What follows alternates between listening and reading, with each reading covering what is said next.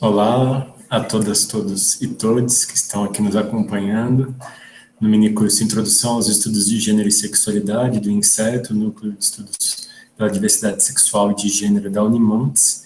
Essa daqui é a nossa última aula desse minicurso, mas que também será uma retomada das primeiras aulas, né? Quem acompanha o nosso minicurso pelo YouTube viu que a gente começou já no meio, digamos assim, né? Na verdade, a gente teve 3 aulas que foram presenciais antes da pandemia, né? E a gente tem mudado para o formato online. Então, a gente decidiu nessa última aula fazer uma retomada daquilo que a gente já tinha visto, né? Não só para quem viu presencialmente poder ter uma revisão, mas também para quem não assistiu, né? Presencialmente puder no YouTube ter uma ideia, né, do que do que foi discutido nessas 3 aulas, né, que foram 3 aulas em que a gente discutiu principalmente as teorias do Foucault e da Butler, né, do Michel Foucault, do filósofo francês Michel Foucault, e da filósofa estadunidense Judith Butler. Então, o que a gente vai fazer aqui é tentar dividir nosso tempo, né, não vamos ir muito a fundo, né, em nenhum deles. Esse vai ser bem mais introdutório mesmo, no sentido de mostrar um pouco as bases, né, dos pensamentos desses 2 autores para o pensamento feminista, né, para os estudos de gênero e sexualidade, em especial nessa vertente que a gente chama de teoria queer, né, que está alinhada, né, com o pós-estruturalismo, né, então é uma certa vertente, né, dos estudos de gênero e sexualidade. Eu fiz aí bastante isso nas nossas aulas presenciais, né, que o título pode ser um pouco enganoso, né, achar que seria um panorama de todas as áreas e linhas, né, e correntes dos estudos de gênero e sexualidade, e não é essa a nossa proposta, né? Nossa proposta é a de introduzir um pouco nesses autores pós-estruturalistas e decoloniais, né? Então, a gente trabalhou aqui bastante a Gloriana Zaldúa e o Paul Preciado, que são autores decoloniais, que são queer também, mas também estão mais híbridos aí, né? Entre o queer e o decolonial. Então, essa nossa abordagem introdutória é nessa perspectiva, né? Tem outras perspectivas também bastante interessantes, como, por exemplo, né, estudos de gênero e sexualidade mais ligados às teorias marxistas, né? Mas a gente não vai abordar aqui, né? Então, vamos lá. O livro seminal de Foucault, digamos assim, é o História da Sexualidade, volume 1, né? Que a gente vai discutir ele um pouquinho aqui, né? Ele é um livro muito importante, né, para essa área de estudos, é um livro incontornável, né?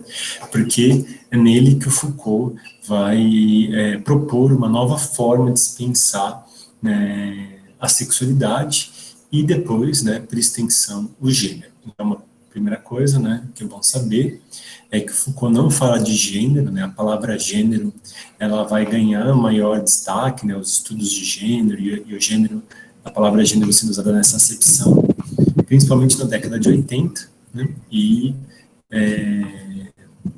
enquanto em outra parte da Europa, que era na Inglaterra, depois nos Estados Unidos, né, e o Foucault ainda não tinha pego essa onda, digamos assim, né? Então, ele fala aqui de sexualidade só, né, já é bastante coisa, mas boa parte das coisas que ele está falando, na verdade, se aplicam ao gênero também, né? E aí a Judith Butler, já na década de 90, vai fazer essa conexão, né, das propostas Foucaultianas, né, já adaptadas para os estudos de gênero, né? Então, de certa forma, há uma continuidade, assim, né, entre Foucault e a Butler, né? Só que é a Butler quem, de fato, está é uma teórica feminista, né, que estuda gênero, né? Então, o Foucault, ele é, digamos assim, um precursor, né? Mas ele não era um estudioso de gênero. Essa História da Sexualidade, volume 1, né, ele é um livro bastante diferente do volume 2 e do volume 3, né? E está sendo publicado, né? Foi publicado na França, será que no Brasil? O volume 4, né? Mas ele mudou um pouco a proposta, né? Então não é uma continuidade, assim, o 1 para o 2 para o 3 para o 4, né? Aqui tem ligações, claro, né? Mas o 1, ele acaba funcionando mais como um guia metodológico, né? Talvez algumas pessoas não gostassem de ouvir isso, mas é o que acaba sendo, né? É aqui que o Foucault vai mostrar mais ou menos como que é que se faz uma analítica do poder, né? Então tudo para ele vai estar relacionado ao poder, a gente vai ver um pouquinho melhor isso, e é aqui que ele vai ensinar mais ou menos, né? Na prática, com um exemplo bastante importante que é a sexualidade, né? Como isso funciona. Ele já tinha feito um trabalho parecido dessa analítica do poder no Vigiar e Punir, né? Que são os dois principais livros dessa fase do pensamento do Foucault, né? O Vigiar e Punir vem antes, depois História da Sexualidade, volume 1, que é a fase genealógica da teoria do Foucault, né? Que é a mais famosa, a mais utilizada, né? Ele já tinha feito esse trabalho no Vigiar e Punir, mas é aqui que ele vai trazer alguns pontos metodológicos, assim, com todas as letras, né, a respeito do modo de funcionamento do poder, né. E aí, o que vai interessar para a gente é que a Butler, né, mas não só a Butler, diversas outras autoras feministas que também têm uma relação com Foucault, vão pensar o gênero como uma manifestação, né, de relações de poder, né. Então, o gênero, isso é a coisa mais importante, né, para a gente pensar nessa introdução, é isso que vocês têm que sair desse vídeo aqui, né, dessa aula, quem está presencialmente, com essa consciência exata de que o gênero, ele é algo historicamente engendrado e sustentado por relações de poder. Ele é uma manifestação dessas relações de poder, né? Ele não tem uma existência à parte que é utilizada pelo poder, né? Não é como se o gênero ele já existisse. Lacan, viajei, o Foucault e a Butler criticam muito a ideia de essência, né? Essência quer dizer algo que tem uma existência transcendental, como se existisse independente da realidade fenomênica, isto é, daquilo que a gente realmente vê, daquilo que a gente realmente experiencia, né? Como se, por exemplo, o gênero tivesse uma verdade, como se existisse uma essência do que é o gênero, e aí, por exemplo, digamos assim, que como um pensamento religioso, naturalista, usualmente pensa, né? Como, por exemplo, Deus criou o homem e a mulher, né? Nesse tipo de pensamento, né? Até argumento que às vezes a gente usa, né? Ah, o que é isso de pessoa trans, né?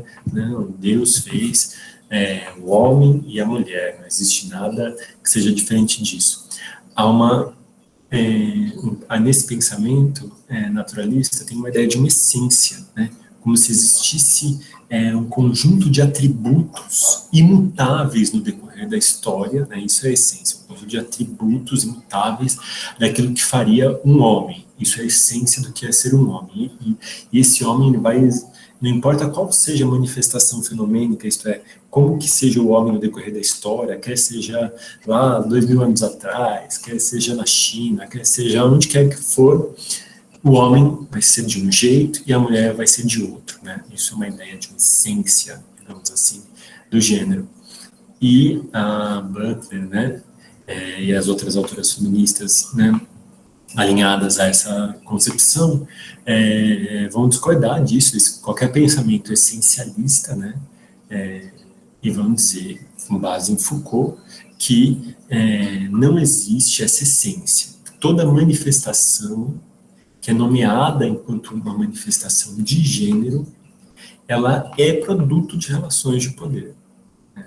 Qualquer ideia que você fizer de gênero, não importa em que nível seja, nem no mais básico, nem no nível da biologia, que é você olhar e falar assim, isso daqui é um pênis, isso daqui é uma vagina, que tem gente que acha que isso é uma verdade indiscutível, inquestionável, né? Nessa linha de pensamento, a gente vai ver que, na verdade, a própria nomeação de um órgão genital, ela já é feita a partir de relações de poder. Né? E essas relações de poder é que mobilizam categorias como gênero e como sexualidade, né? E outras categorias para suas estratégias de poder. Né? Então, vamos entrar aí nisso, né? Vamos começar pelo Foucault, né? E depois a gente vê como a Butler fala isso, né? Então, como que o Foucault vai colocar esse problema, né?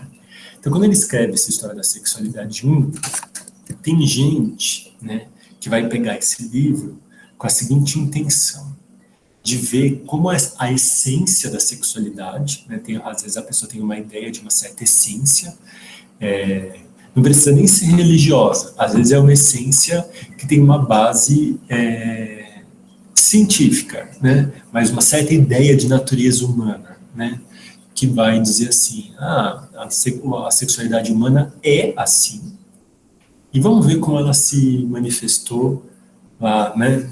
Então, quando a gente faz história, em geral, as pessoas começam na pré-história, tentam procurar a pré-história, né? Você pega esses livros, principalmente norte-americanos, né? Eles fazem muito isso, né? Que é uma coisa que não é muito legal, que é bastante acrítica, né? Não crítica, não histórica, que é você fazer uma história que começa lá na pré-história, e aí você vai e vê como que foi no Egito, na Mesopotâmia, aí nos gregos, aí nos romanos, né, na Idade Média, né, esse tipo de historinha é uma balela, assim, não dá para acreditar nesse tipo de coisa, não tem uma linha assim que vem lá da pré-história e chega até aqui a gente, né? Isso é bastante isso é um conto de fadas, né? Que é contado, que algumas pessoas gostam de acreditar nisso, assim, nossa ligação lá com os gregos, né? Existe uma grande descontinuidade e essa historinha ela é contada para reforçar uma determinada ideia de ser humano que foi criada no século XVIII, século XIX, né? Então, essa ideia de ser humano universal, que tem um corpo assim, que tem uma específica biologia, e essa biologia tem leis de funcionamento, isso é uma ficção do final do século XVIII e do século XIX. Então, quando a gente faz essas histórias, em geral essas histórias elas são retroativas, elas pegam essa visão de homem que foi criada nessa época e aí tentam olhar lá para trás, né? Só para enxergar aquilo que reafirma essa visão, né? Então, quem vai pegar a história da sexualidade, às vezes vai querer ver isso do Foucault, né? Por exemplo, e como será que eram as relações sexuais entre os egípcios, entre os gregos, entre os romanos, né? Será que tinha homossexualidade no Egito, né? Será esse tipo de pensamento é um pensamento essencialista, né? Que vê a ciência como um grande acumulado de leis imutáveis sobre o ser humano, né? E a ciência da qual a gente está tratando aqui é uma ciência mais histórica, ela está mais próxima da história, né, do que de uma ciência exata, né, como a física, de tentar achar leis de funcionamento, né? Então, a sexualidade, ela não vai ser algo que a gente precisa descobrir. É isso que o Foucault vai mostrar aqui para a gente. A sexualidade não é algo que a gente possa descobrir as leis, e aí a gente possui uma verdade sobre a sexualidade, né? É essa expectativa que qualquer pessoa criada na civilização ocidental, que tem essa tradição iluminista e essa ideia de ciência, né, como a ciência das verdades universais, vai querer pensar, né? Vai querer ler uma história da sexualidade que vai ser nessa linha. E o que ele vai mostrar aqui é o oposto disso. Ele vai mostrar aqui que isso que a gente chama de sexualidade, hoje, a gente chama por um motivo específico, que é uma estratégia de dominação, de controle dos corpos, criada no final do século XVIII e no século XIX, e que a gente pode falar de uma sexualidade, né, em outras épocas, mas com 1000 ressalvas, né, que seria analogias que a gente faz, né, de vivências corporais, de relações até sexuais, a gente poderia dizer assim, mas que não havia essa ideia de sexualidade, né, como um campo sobre o qual a gente pode ter um conhecimento de uma verdade sobre o sexo, né. Então, vou exemplificar um pouco, talvez esteja ainda muito abstrato, né. Ele vai começar, a primeira parte do livro, criticando a hipótese repressiva. O que é a hipótese repressiva? Né? A hipótese repressiva, ela tem a ver com uma ideia bastante corrente, né? Inclusive até hoje, né? Mas que estava bastante forte, né? No século XIX e no século XX, e em parte pela renovada que a psicanálise deu a essa ideia, né? De que nós temos uma natureza, e essa natureza humana é uma natureza que envolve instintos, ou pulsões, ou impulsos sexuais, né? Então esses impulsos, eles seriam naturais, eles teriam uma força e um tipo, uma qualidade que seriam do campo da natureza, do biológico, talvez até do imutável, né? E que a cultura ela viria a reprimir a natureza, né? Então, aquilo que a gente veria da sexualidade humana seria o produto desses impulsos naturais existentes, independentes da cultura, que seriam, então, depois da cultura, eles seriam reprimidos e o que a gente veria seria só um produto dessa repressão, né? Então, se a gente for pensar na teoria psicanalítica, né? Então, quando ele critica a psicanálise, não é para destruir a psicanálise, mas é porque justamente ele acha que a psicanálise é merecedora de uma crítica nesse nível, né? Há uma ideia, por exemplo, de que a criança tem determinados impulsos, né? Então, ela tem, por exemplo, impulsos amorosos para com a mãe, impulsos competitivos, destrutivos para com o pai, né? Se for o caso de um menino, por exemplo. Há uma ideia aí de uma natureza, né? O Freud tinha uma ideia de natureza, né? Então, é claro que boa parte do trabalho dele serviu para questionar essa ideia, né? Então, a psicanálise deu muito combustível para se questionar isso, né? Mas no próprio texto freudiano, digamos assim, em boa parte da psicanálise que foi feita e que ainda é feita, essa é uma ideia muito forte, né? Como se tivessem coisas que fossem naturais, né? Esses impulsos, e aí a nossa sexualidade é reprimida, né? Tanto que os sintomas, né, da psicanálise seriam uma forma de escape, né, que essa sexualidade reprimida ela consegue alcançar, né, burlando a censura, né? Então a repressão viria fazendo essa censura, mas aí haveria mecanismos de disfarce, né? Principalmente ele chama de conexação e deslocamento, que são mecanismos de disfarce daquilo que foi reprimido, e aí isso sairia, e uma das formas que isso sairia de volta, né, para a realidade, digamos assim, seria através do sintoma, né? Então, a crítica dessa ideia é uma crítica bastante forte, né? Por quê? Porque ela exige uma radicalidade no pensamento, né? O Foucault vai trabalhar bastante no decorrer do livro, né? Depois que ele faz, enquanto na verdade ele faz essa crítica, né? Que é dizer o seguinte, que a sexualidade ela não é algo negativo, algo que existia e foi lá e foi retirado dela através da repressão, elementos, e o que a gente vê é o resultado dessa natureza transformada. Ele vai dizer que é uma positividade, que aquilo que a gente chama de sexualidade cria o próprio objeto sexualidade. Como assim cria? Não cria do nada, obviamente, né? Não é como se não houvesse nada nem semelhante a uma sexualidade, e a criação da palavra sexualidade fez com que esses fenômenos existissem. Os fenômenos já existem, eles estão aí, e eles são chamados o tempo todo de 1000 coisas, por 1000 pessoas diferentes, né? Então, o Foucault não está dizendo que a palavra cria a realidade, né?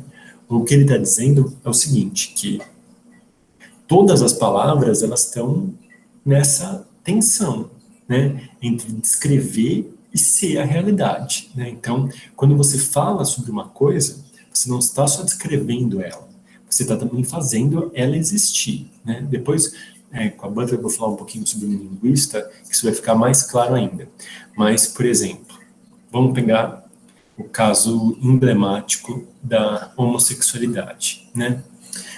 A visão tradicional dessa ciência que a gente pode chamar de ingênua, né, que tem um realismo ingênuo, de achar que existe, por exemplo, essa linha de pensamento, né, que é bem comum, por exemplo, de achar que a homossexualidade ela está na natureza. Né? Eu sempre cito o caso das pessoas que citam o caso dos pinguins gays. Né? Então, dizer assim, a homossexualidade ela está presente em toda a natureza. Os pinguins gays, por exemplo. Né? Como assim? O que são os pinguins gays? São assim, os pinguins demoram muito para no processo de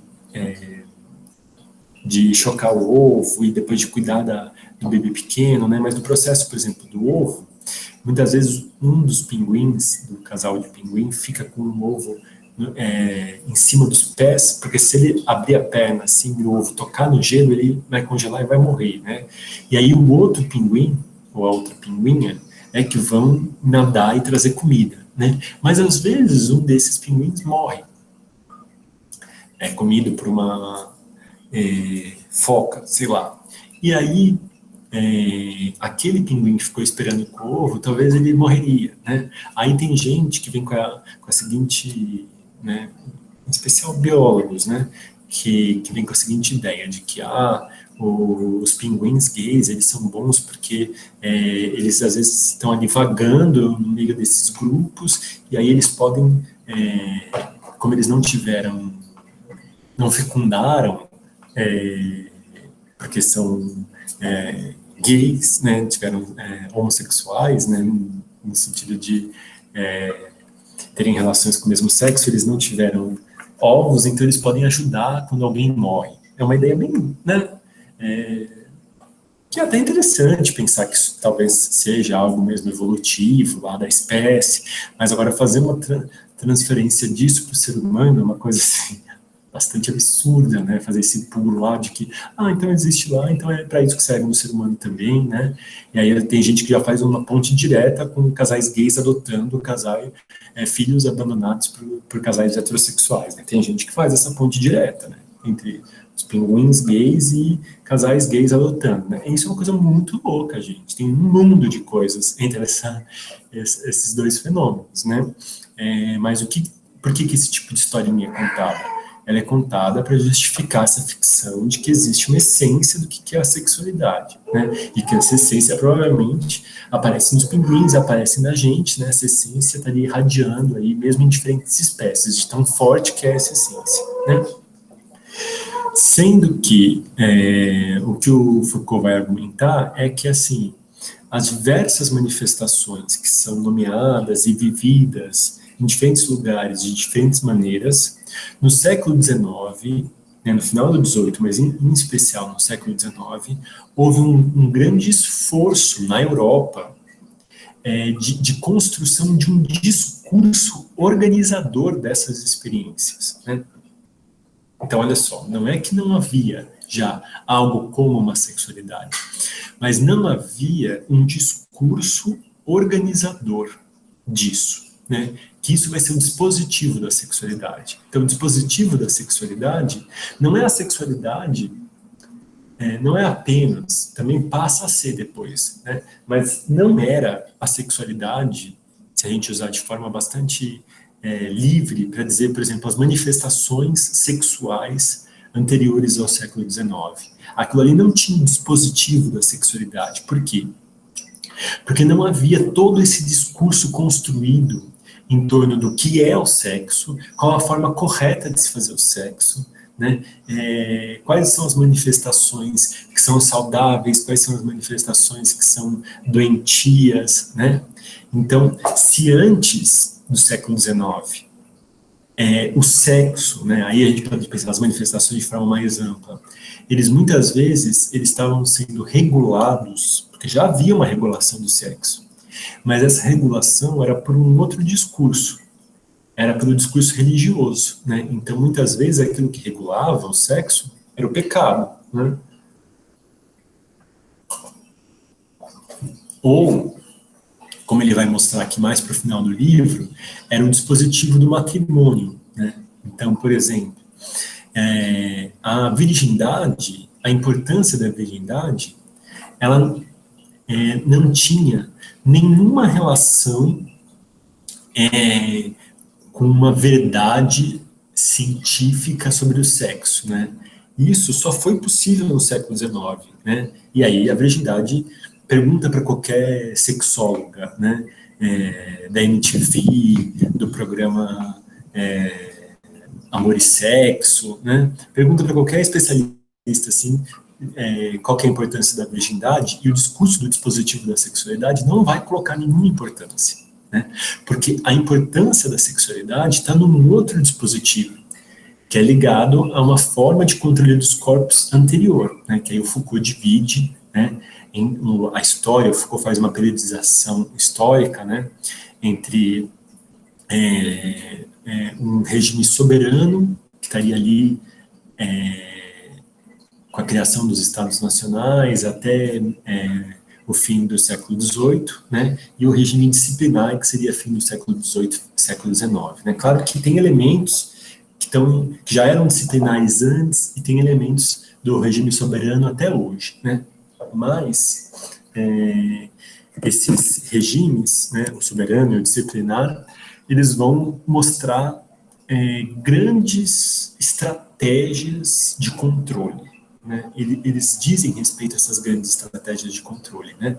Nas nossas primeiras aulas eu falei muito sobre isso, né? Então boa parte das aulas foi sobre isso, mas eu não vou retomar aqui, vou só falar mais rapidinho, né? E a gente fala um pouco sobre isso também nas aulas em que a gente fala do Paul Preciado, porque ele faz uma proposta de um terceiro regime, que seria o regime farmacopornográfico, né? Mas, basicamente, o que o Foucault pensa do regime soberano é que é essa forma de controle que está ligada a esses estados nacionais, né? Então, vamos pensar na figura de um rei, que é um soberano, né? Que tem um poder, e o poder dele, ele se dá de uma forma como se fosse uma árvore, né? É uma raiz axial nesse sentido, assim, de que ele está lá no topo, né? O soberano que faz as leis, né? Mesmo que ele tenha, né, outros níveis embaixo dele que estejam também fazendo as leis e tal, né? Mas cada vez que você vai descendo nessa hierarquia, você vai encontrando um escoamento, uma determinada forma de escoamento do poder, um determinado fluxo do poder, né? Então, os regimes, eles dizem sobre pontos específicos de importância numa estrutura de poder e sobre o fluxo desse poder, né? Então, num regime soberano, tem algumas figuras que eles detêm poder. Ninguém detém poder porque o poder está na relação, mas que são as pessoas que dizem que o fluxo está delas para outras, né? Então, por exemplo, o rei, né? O rei, ele pode decidir sobre a vida e a morte de alguém, né? Mas se a gente for pensar até no regime soberano, ele tinha, né, especificidades mesmo lá embaixo dessa hierarquia, né? Por exemplo, o homem. O homem, no regime soberano, nas nossas sociedades, né, vamos pensar que no nosso período colonial, né, ele tinha poder de vida e de morte sobre sua mulher, sobre seus filhos, sobre seus escravos, né. Então, sempre lembro, né, que até recentemente no Brasil o homem podia matar a mulher se ele pegasse ela com outro cara, e isso seria simplesmente defesa da honra, né? Então, a mulher não poderia fazer o mesmo. Né? Isso se aplicava ao homem. Por quê? Porque a mulher era um objeto do homem. Né? Então, o costume de se pedir a mão em casamento. Por que se pede a mão em casamento? É porque a mulher era um objeto. Então, o homem, não bastava ele pedir só para a mulher, não era só o desejo da mulher casar com ele. Ele tinha que pedir para o pai dela, era o pai dela que era o dono dela. Né? Então, era só ele que poderia autorizar ela a se casar, né? E durante muito tempo as mulheres não tiveram autonomia jurídica, né? Porque elas dependiam do homem, né? Nesse sentido, era uma relação soberana, o homem tinha uma soberania, né? Sobre os filhos, sobre a mulher, sobre os empregados, sobre os escravos, né? E no regime disciplinar há uma mudança disso, né? Então, ao invés de ser esse soberano, né, passa a ser o Estado, de uma forma mais ampla, né? Então, são as leis, né? Então, a gente divide os poderes, né? O executivo, o legislativo, o judiciário, e o poder, ele fica mais diluído, só que, ao mesmo tempo, ele é aplicado a tudo, né? Então, por exemplo, enquanto no regime soberano, você tinha um poder, digamos assim, arbitrário, vamos supor, do rei, fazer determinada norma, só que essa norma, ela não era vigiada o tempo todo, né? As pessoas não eram ensinadas a... Para um pouco que meu gato pegou uma... As pessoas não eram vigiadas com detalhes da sua vida, né? Então, lá no Vigiar e Punir, isso vai ficar bem claro a diferença, né? Então, por exemplo, se você vai fazer vamos supor que você vai produzir um soldado, né? Espera que tá passando um carro aqui.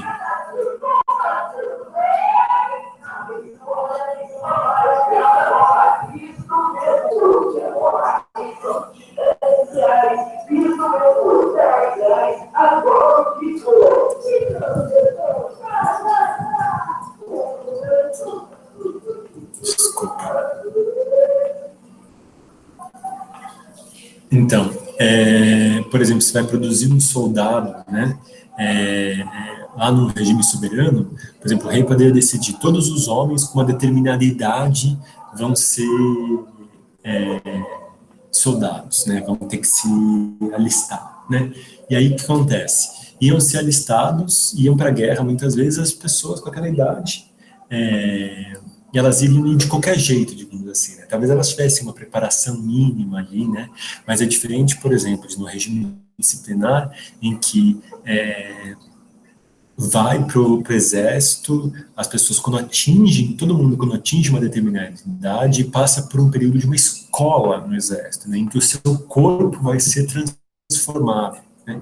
Então, cada detalhe do seu corpo vai ter que se adequar àquilo que é a vida de um soldado. Né? Então, ser soldado não é uma decisão que vem de cima, você será um soldado. Né? No regime disciplinar, essa decisão já foi tomada há muito tempo, né? E todo mundo vai chegar um momento, né, que vai no caso, por exemplo, todos os homens de um determinado país, quando fizerem 18 anos, vão se alistar e eles vão passar por um treinamento militar, né, e aí eles vão ser transformados, né, detalhes, assim, da sua postura, da sua forma de pensar, vão ser moldados, né. Então, enquanto no regime soberano você tem que vigiar constantemente para que aquela lei seja cumprida, no regime disciplinar você introduz isso no cotidiano de forma tão profunda que a própria pessoa realiza, vira da natureza dela fazer aquilo que ela foi ensinada a fazer. Então, vamos fugir muito nisso não, porque senão a gente se perde, vamos trazer isso para a questão da sexualidade. Né? Então, por exemplo, no regime soberano, a homossexualidade podia ser um crime, né? Não só um pecado no discurso da igreja, mas às vezes no discurso da lei, né?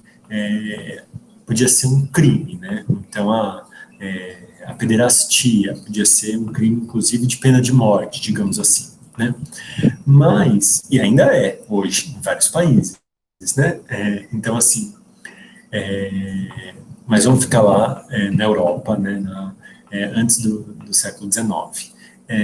Podia ser um crime, mas o que acontece? Não estava, a sociedade não estava toda criada para ficar pensando nisso, para ficar procurando as pessoas que são pederastas e não havia toda uma estrutura, né, de vigilância para saber quem era ou quem não era, né? Havia, por exemplo, até vamos pegar algo bem de poder soberano que às vezes parece disciplinar, mas não é, como a Inquisição, né? A Inquisição, ela queria saber detalhes também, mas esses detalhes eram um pouco, muitas vezes eram até irreais, né? Então, assim, vamos pegar a Caça às Bruxas, né? O clássico exemplo lá do Bruxas de Salem, né? Se vocês conhecem essa história que aparece muito nos filmes norte-americanos, né? Havia uma certa perseguição, né? Começou uma certa perseguição religiosa e algumas jovens viram que elas poderiam se safar de serem acusadas de bruxaria se elas acusassem outras pessoas. Aí elas começaram a acusar loucamente, né? As pessoas começaram a se acusar e muita gente morreu nessa loucura, porque se você estava acusando, você se safava de morrer. Então estava todo mundo querendo acusar o máximo que poderia, né? E muita gente morreu nessa loucura aí, né? Então, assim, isso é uma coisa meio arbitrária. Então, quem era uma bruxa e quem não era uma bruxa passava pela loucura do arbítrio dos inquisidores, entende? De quem eles acreditavam e quem que eles não acreditavam, né? É muito diferente o poder disciplinar, né? O poder disciplinar, ele não precisa ser convencido de que você é ou de que você não é determinada coisa, porque foi ele que produziu isso em você, ele que cria isso, né?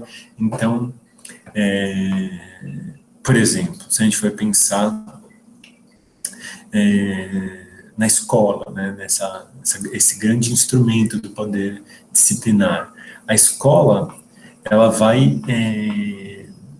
ela não vai só te ensinar um conteúdo, né? É muito inocente achar que a escola só ensina um conteúdo, né? A escola ensina uma postura, né? Então, ensina você a cumprir horários, ensina você a obedecer ordens, ensina você a dividir as coisas em hierarquias, ensina você a vigiar o seu próprio comportamento e a vigiar o comportamento dos outros, né? Então, quando você sai da escola, você não sai de lá só com aqueles conhecimentos específicos, né? Você sai com uma outra forma de existência, né? Por isso, por exemplo, até que há uma resistência das comunidades indígenas à escola tradicional, né? Porque a escola tradicional não vai lá só ensinar para os indígenas um conteúdo, né? Comunidades indígenas. Ela vai produzir uma outra forma de existência. Alguém que passa, uma pessoa indígena que passa por uma escola dos brancos, ela sai pensando como os brancos, porque ela produz isso, né? Então, a nossa sexualidade, né, essa sexualidade que nós acreditamos ter, né, ela foi produzida pelo regime disciplinar. O regime disciplinar tem várias formas, né? O dispositivo da sexualidade, ele vai ter diversos discursos. Então, tem o discurso da medicina, né? Que é um dos mais fortes, que vai dizer é isso que é saudável, aquilo ali não é saudável, né? Então, por exemplo, dizer a frase daquele político detestado, que eu nem vou citar o nome, ele fala assim, órgão excretor não reproduz, né? O que é isso? Isso tem uma ideia aí no discurso médico-biológico, né? De que o ânus, por exemplo, é um órgão excretor, mas o corpo humano não vem com um manual de instrução e não tem um chassizinho ali dizendo que você pode ir lá e ler e você vai lá no ânus de alguém e vai estar escrito órgão excretor, serve para isso. O corpo humano não é assim, né? A ideia de que o ânus é um órgão excretor faz parte de uma ficção do que é a natureza, uma essência de natureza criada no século XIX. Por quê? Eu não estou dizendo aqui que o ânus não serve para cagar, vamos ser bem direto. Não estou dizendo isso. Serve também. Também. Mas o ânus serve para o que quer que as pessoas façam dele. Não veio com um manual de instrução, não está escrito ali, olha, isso daqui só serve para isso. Né? Já ouvi professores da Unimontes dizendo isso. Olha, eu respeito, mas os homossexuais, mas a natureza humana pênis, penetração pênis-vagina. O formato foi criado para isso. E é assim que se reproduz, é assim que o ser humano se reproduz. Né? Então, isso tudo é uma ficção, isso tudo não é a verdade. Isso não é a verdade. Né? Porque, por exemplo, a partir do momento que um homem e uma mulher não reproduzem mais, eles deixam de ser homens, eles deixam de ser mulheres, eles deixam de ser heterossexuais, né? Não, porque aí tem que vir uma outra ficçãozinha junto, que é a ficção da infertilidade, da impotência. Não estou dizendo que isso é mentira, a ficção ela não é uma mentira, né? Mas o que o Foucault diz é que isso que a gente está nomeando está criando o fenômeno, está dando cara para ele. Né? Então, o trecho que eu quero ler só, ver se você consegue projetar aí. Marcelo, o meu está na página 43, será que é o mesmo do seu? Que é aquela parte que fala sobre a especificação dos indivíduos. Só um minutinho. O meu está na implantação perversa. 1, 2, 3, 4, 5, 6, 7, 8, 9. 11º parágrafo da implantação perversa. Quando você procurar aí, eu vou falando um pouquinho. Que a ideia basicamente é o seguinte, que a homossexualidade, eu estou pegando aqui a homossexualidade como caso exemplar, mas isso a gente vai pegar qualquer característica da sexualidade. A partir do momento... Rafa, repete para mim, por favor, onde? Só para localizar. 43. Acho que é a mesma edição que a gente tem. Qual que é a página? 43. Beleza. A ideia é que não importa qual é o fenômeno que a gente está tratando, a partir do momento que a gente começa a criar um discurso sobre ele, muda o fenômeno muda, ele não é o mesmo. Né? Então, vamos ver se a gente lê e comenta a partir dele. Deixa eu ver. A sua 43 é essa?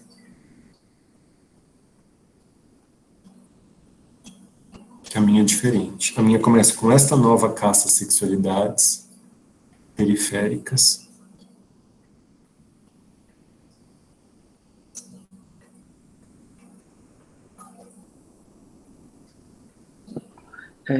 Qual que é o... O subcapítulo é implantação perversa. Aí é o 11º.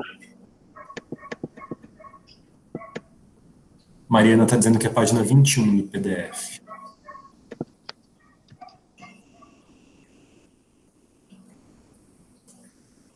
Esta nova caça. Aí mesmo. Então vamos ler esse trecho. Diz assim: esta nova caça às sexualidades periféricas provoca a incorporação das perversões e nova especificação dos indivíduos. A sodomia, a dos antigos direitos civil ou canônico, era um tipo de ato interdito e o autor não passava de seu sujeito jurídico. O homossexual do século XIX torna-se uma personagem, um passado, uma história, uma infância, um caráter, uma forma de vida. Também a morfologia, com uma anatomia indiscreta e talvez uma fisiologia misteriosa. Naquilo que ele é, no fim das contas, nada daquilo que ele é, no fim das contas, escapa à sexualidade. Ela está presente nele todo, subjacente a todas as suas condutas, já que ela é o princípio insidioso e infinitamente ativo das mesmas, inscrita sem pudor na sua face e no seu corpo, já que é um segredo que se traz sempre. Ela é consubstancial, não tanto como o pecado habitual, porém como natureza singular. É necessário não esquecer que a categoria psicológica, psiquiátrica e médica da homossexualidade constituiu-se no dia em que foi caracterizada, no famoso artigo de Westphal, em 1870, sobre as sensações sexuais contrárias, pode servir de data natalícia. Menos como um tipo de relações sexuais do que como uma certa qualidade da sensibilidade sexual, numa certa maneira de interverter em si mesmo o masculino e o feminino. A homossexualidade apareceu como uma das figuras da sexualidade quando foi transferida da prática da sodomia para uma espécie de androgenia interior, no hermafroditismo da alma. O sodomita era um reincidente, agora o homossexual é uma espécie. Esse trecho é muito citado desse texto, né? E ele vai mostrar isso bastante, de forma bastante emblemática, né? Então, o que ele está dizendo aqui é o seguinte, ele não está concordando, né? Quem lê todo o texto, você vai ver qual que é a posição aqui da argumentação. O que ele está dizendo foi a partir da nomeação da homossexualidade que a homossexualidade deixou de ser vista como um pecado, pura e simplesmente. Ela pode ter continuado a ser vista, né, por um determinado discurso, mas ela passou também a ser vista por esse outro discurso mais médico, digamos assim, né, porque foi da onde foi a criação, que vê como uma espécie diferente de pessoas, né? Então, aquilo que eu falo para vocês, que hoje em dia está bastante claro isso, assim, né? Por exemplo, se um homem, vamos supor, se um homem trai a mulher, ele é casado e ele trai a mulher com outro homem. O dispositivo da sexualidade já está tão arraigado na gente que provavelmente as mulheres vão pensar assim, né? De classe média, nossas cidades, né? Vão pensar assim, oh meu Deus, provavelmente ele é homossexual e estava escondendo esse tempo todo. E é como se ele mudasse por completo, como se isso revelasse um segredo que ele estava escondendo, que ele é um outro tipo de pessoa, ele é um homossexual que estava se escondendo, né? Sendo que, por exemplo, quem não está nesse discurso desse dispositivo da sexualidade médica, como, por exemplo, no passado, poderia pensar assim, ele cometeu um pecado, que é o pecado da pederastia. Isso não mudava toda o ser dele, né? Aí, se ele fosse muito reincidente, aí isso ia ter alguma coisa assim, teria um pensamento em torno disso. Mas não havia essa ideia que é própria do dispositivo da sexualidade, que a partir do momento em que você tem alguma característica da anormalidade, né, das perversões, não vamos entrar muito nisso aqui, no que é a perversão, mas é tudo aquilo que foge do que foi construído como anormalidade. Todo mundo vai fugir em algum aspecto, mas aí todo mundo tem que ficar tentando ser normal, né? Mas na hora que você não consegue ser por algum motivo, por exemplo, você de fato não consegue seguir a vida heterossexual normal, entre aspas, que você foi obrigado a ter, aí você é classificado como um homossexual, né? Mas, por exemplo, hoje em dia a gente pensaria um homem bissexual que eventualmente tem uma relação homoerótica, mas que também pode ter uma relação heterossexual, a partir desse olhar, provavelmente seria considerado o máximo que ele pudesse heterossexual, né? Então, essa criação desses outros seres, ou essas outras espécies, elas são uma forma de se controlar também o que é o normal, né? Então, você cria uma ideia do que é o normal. Vamos pegar um outro exemplo, na escola, por exemplo. Você quer cercear aquilo que é o produto certo da escola, né? O bom aluno, né? E para isso você cria outras figuras, como a figura do aluno que não aprende, como a figura do aluno bagunceiro, né? Então, essas outras figuras, né, elas são criadas para que você possa normalizar e controlar os corpos e, sobretudo, produzir, né, determinados sujeitos. Então, você vai produzir o bom aluno e você também vai produzir o mau aluno, né? Só que o mau aluno, ele tem um porquê da existência dele. Se a escola não quisesse produzir maus alunos, ela não produziria tantos maus alunos. É um objetivo da escola produzir maus alunos. Por quê?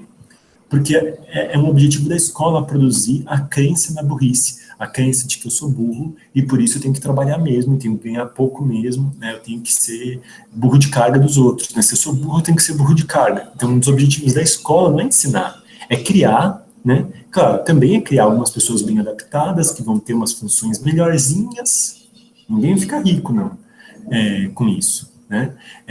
Tem uma função ali melhorzinha, né? Um prêmiozinho, enquanto que as outras pessoas você vai criar essa ideia da indisciplina, da burrice. Então, os indisciplinados vão virar delinquentes, esses podem morrer, e tudo bem, porque foram eles que mereceram. É essa construção, a escola constrói isso, né? É um propósito da escola fazer isso, né? E a sexualidade é a mesma coisa, né? Esse dispositivo da sexualidade, ela quer criar o homossexual, né? Às vezes a pessoa nem, entende? Numa outra cultura, ela vai viver isso de outra forma, não vai achar que ela é um tipo diferente de pessoas, né? Na nossa sociedade, a gente acha assim, existem alguns tipos de pessoas, né? Antes eram menos, né? Agora cada vez mais a gente tem mais, mas enfim, antes era assim, ou você podia ser homossexual ou heterossexual, só tinha essas duas opções, né? Ali no século XIX, nesse momento.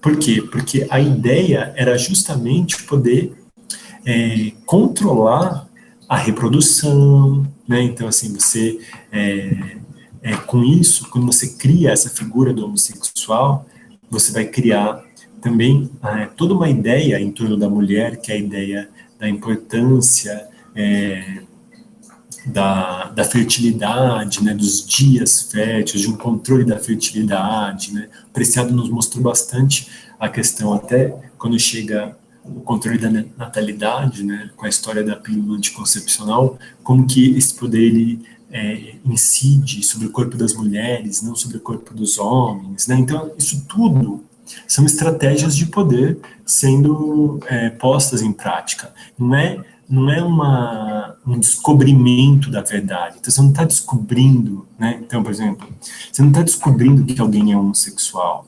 Você está criando a ideia de homossexualidade quando você chama de homossexual. Porque poderia ser uma manifestação. Por que diabos, entende assim? Você vira uma outra espécie de pessoa a partir do momento que você tem uma relação com uma pessoa do mesmo sexo, digamos assim, né? Então, tudo isso vai ser historicamente localizado. A importância do Foucault, né, eu vou parar de falar dele, senão não vai dar tempo de falar da Butler, tem que falar também da Butler na próxima meia hora.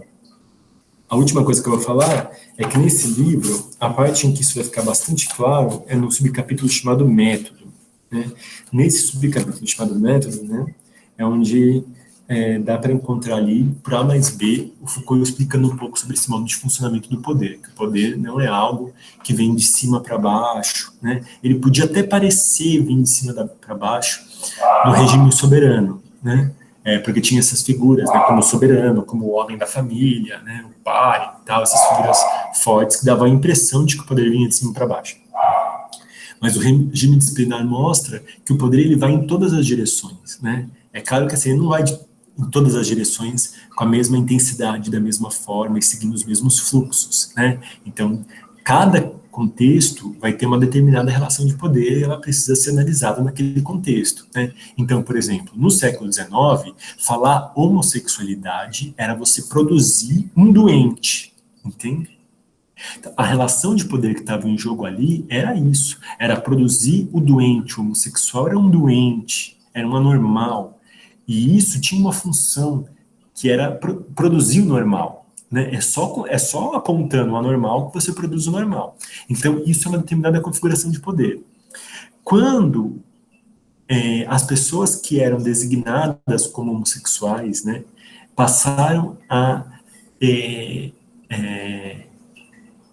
encampar isso e falar sou homossexual mesmo, e criar um orgulho homossexual, né, e aí criar um movimento homossexual, né, e depois LGBT, mas, enfim, a homossexualidade, ela tem uma outra função aí, entende? Então, se ela tinha uma função de criar o anormal, que é para controlar o normal, de repente, o anormal passa, o que foi considerado normal, passa a exigir direitos, e aí ele pode se utilizar dessa ficção criada aí da homossexualidade para também tentar influenciar nesse jogo de poder por uma disputa de direitos, né? Então, o direito dos homossexuais, né?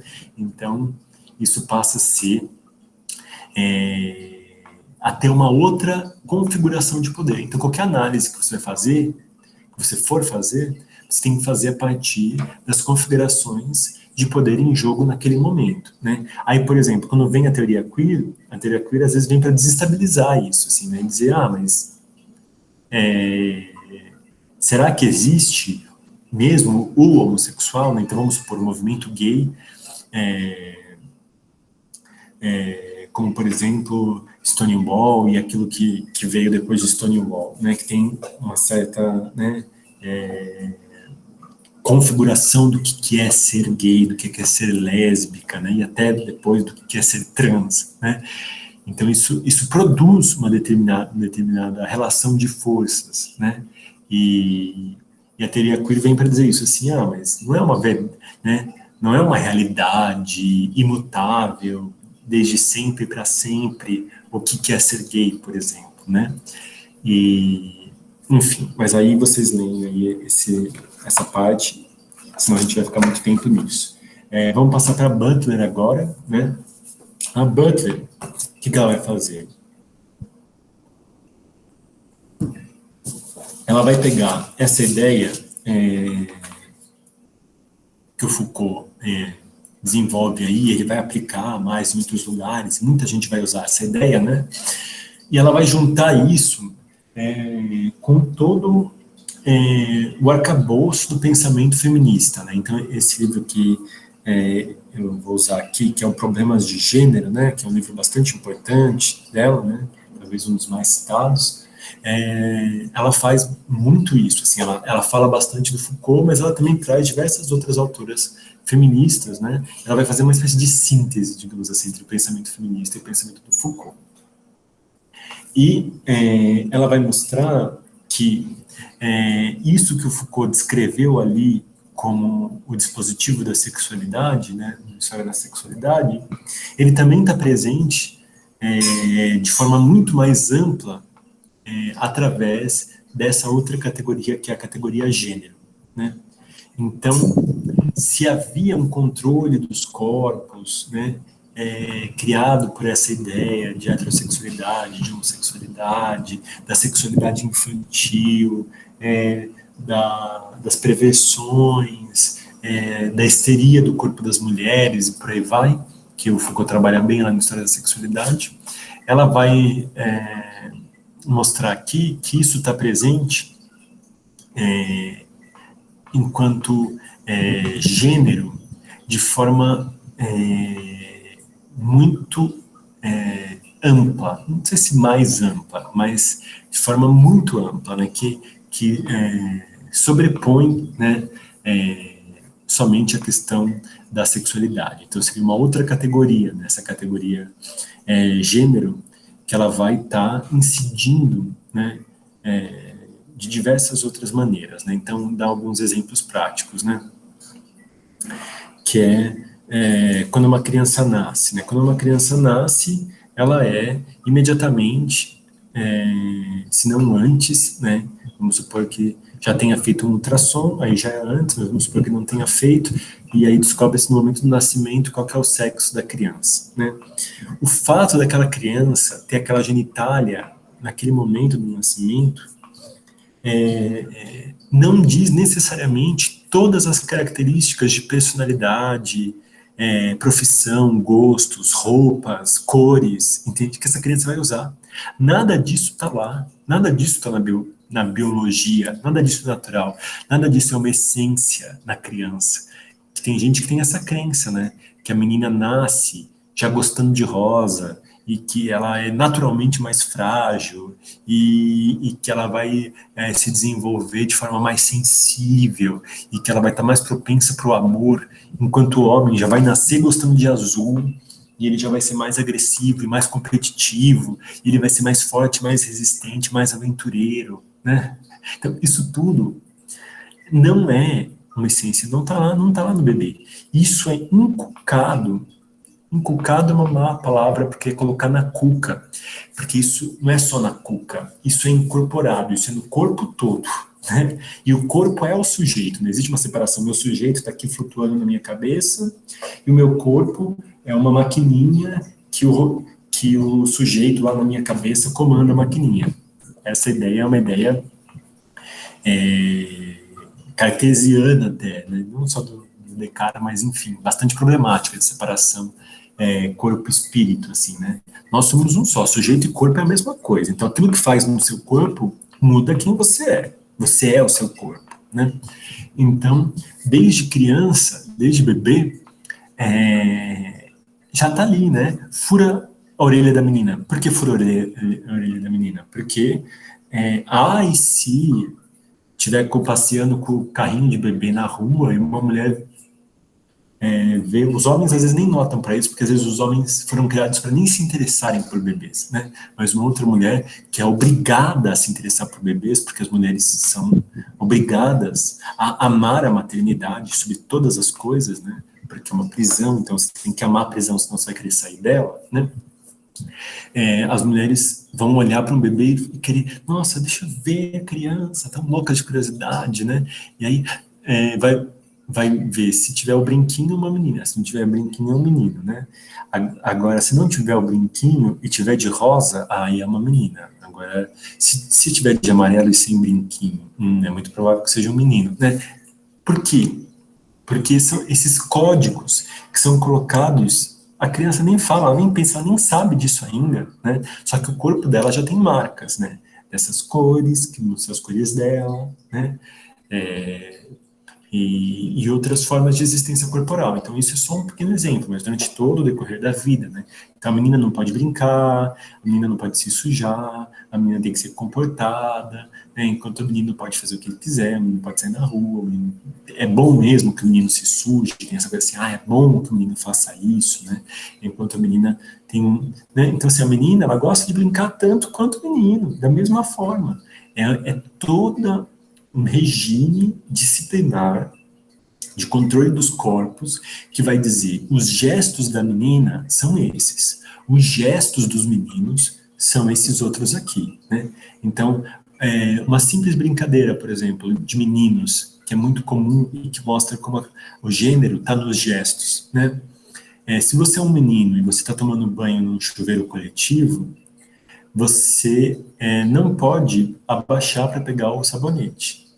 Porque abaixar para pegar o sabonete é um gesto que mostra a passividade, que mostra o desejo de ser tomado sexualmente de forma passiva, né? Então, assim, desde quando, né, por exemplo, algo como um desejo sexual estaria na forma como você pega um sabonete, né? Mas por quê? É porque isso foi tão profundamente intrincado em quem você é através das normas e dos hábitos sociais que vira, né? Então, olha como isso, por exemplo, que eu acabei de falar, é gênero e é sexualidade ao mesmo tempo, né? E por isso que a Butler, ela vai ampliar isso e ela vai falar assim, ela não vai falar tanto de gênero, tanto de sexualidade, tanto de desejo, né? Ela vai tentar falar de tudo ao mesmo tempo, ela vai falar uma matriz sexo-gênero desejo, né? Aí o sexo vai ser desde a coisa de olhar para um pênis e ver um pênis, né? E não ver um órgão sexual que pode ser outra coisa que não um pênis ou uma vagina, né? Então, por exemplo, as pessoas intersexuais, né? Que às vezes vão ter uma genitália ambígua, né? A partir dessa mesma matriz de pensamento, né? Vai olhar e querer ver, tem que querer ver ou um pênis ou uma vagina. Se não for, tem que fazer uma cirurgia e consertar, né? Isso tem uma ideia, né? Essa ficção do que é o normal, né? Quem disse que ter uma genitália ambígua também não é o normal? Quem disse? Se o corpo da pessoa é aquilo, quem disse que aquilo não é normal, que aquilo não é legal de se viver, que aquilo não pode ser vivido, entende? É essa ficção que diz, não, ou é pênis ou é vagina. E aí, se for pênis, é homem, aí vem o gênero. E o homem gosta de azul, é assim, assim, assim, assim. A mulher gosta de rosa, é assim, assim, assim, sabe? Né? E aí depois vem o desejo. O homem gosta de mulher, a mulher gosta de homem. Então, essa mesma matriz de pensamento que vai controlar todos esses aspectos, né? Sexo, gênero e desejo, e não só, né? Tanto que a Butler, quanto mais você vai pegando as obras dela, mais ela vai se afastando do tema específico do gênero e da sexualidade, né? E ela vai para outras questões, como a imigração, né? Como a guerra, né? Porque isso não é uma coisa só do gênero e da sexualidade, né? Isso está em tudo, né? E é isso que é interessante, é ver como que, através da categoria gênero, por exemplo, você pode enxergar as relações de poder, todas as relações de poder, né? Claro que não é só a categoria gênero sozinho, né? Você precisa de outras categorias também, mas já dá um bom indício de todas as relações de poder de uma sociedade, né? Até aqui, querem fazer alguma pergunta?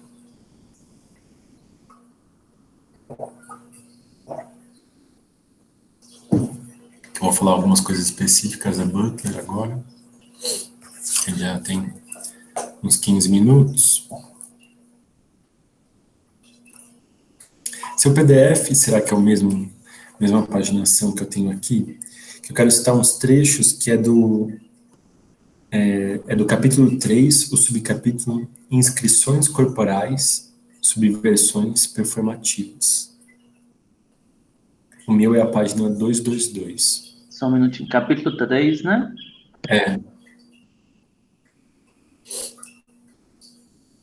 Rapidinho, peraí. Ok.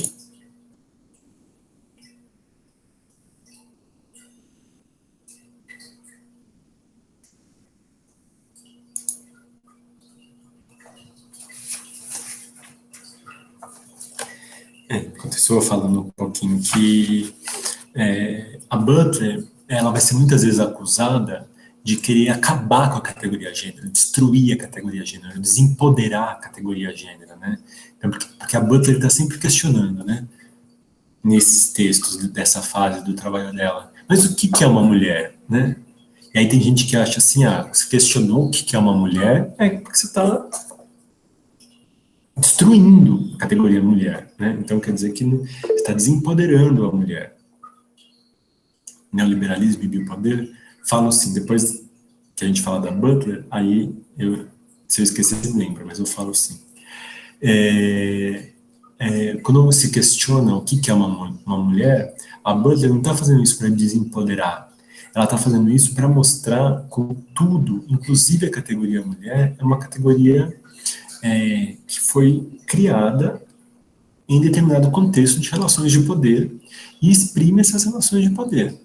Então, num determinado contexto, mobilizar a categoria mulher pode ser super empoderador, em outro contexto, mobilizar a categoria mulher pode ser uma violência, né?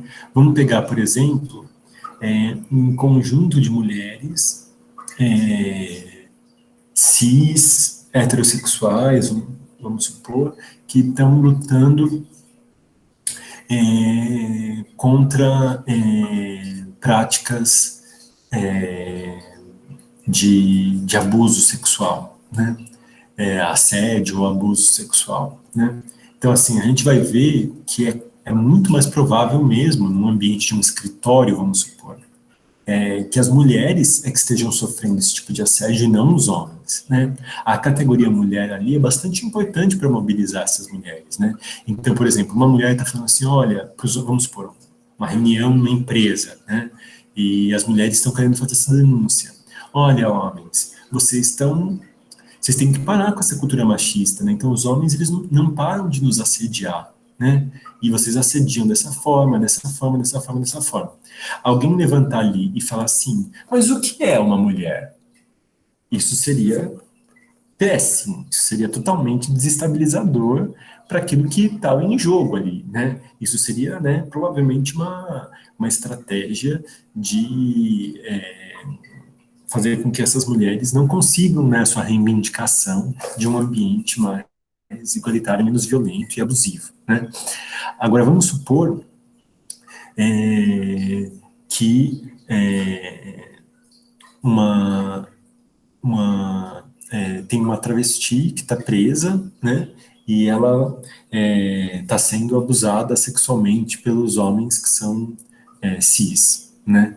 E ela teria o desejo de ir para uma prisão feminina.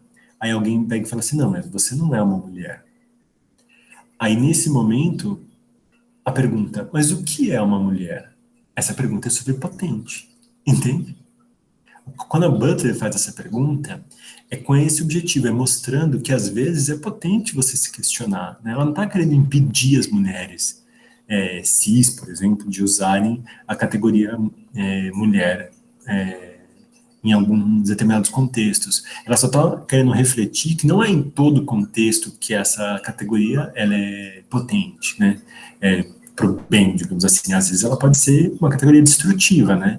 E você pode estar falando, não, essa travesti aí, ela tem pênis, a biologia dela é uma cromossomo é XY, né? Então, assim, aí você pode estar veiculando uma determinada concepção de mulher, né, que é desmobilizadora. Da mesma forma, a categoria gay, né? Por exemplo, eu muitas vezes não me reconheço enquanto gay, né? Só que tem muitos momentos que eu falo que eu sou gay.